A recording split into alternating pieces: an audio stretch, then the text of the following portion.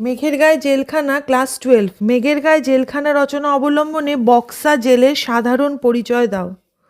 সুভাষ মুখোপাধ্যায়ের আমার বাংলা গ্রন্থের মেঘের গায়ে জেলখানা পরিচ্ছদে বক্সার জেলখানার একটা পরিচয় পাওয়া যায়।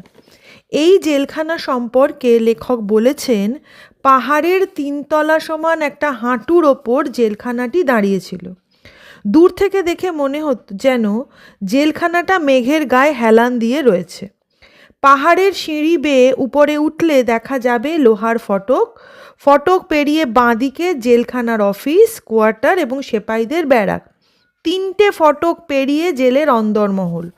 পাহাড়ের খাঁজে খাঁজে পাথরের দেওয়াল আর কাঠের ছাদওয়ালা ঘরে থাকে ওই জেলের কয়েদিরা। সমস্ত জেলখানাটা কয়েকটি ইয়ার্ডে বিভক্ত। এক একটা ইয়ার্ডে এক এক রকমের অপরাধীরা থাকে।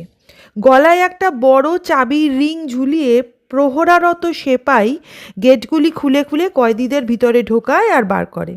জেলখানার প্রাত্যহিক সমস্ত কাজ করতে হয় কয়েদিদের।